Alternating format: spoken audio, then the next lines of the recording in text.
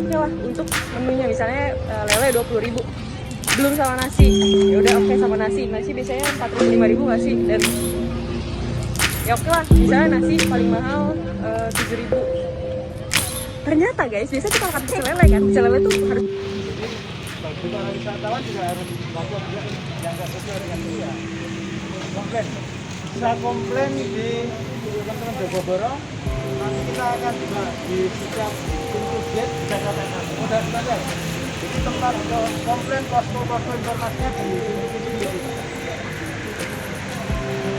Kalau ada persoalan-persoalan, cari petugas Jogoboro atau temui di pintu gate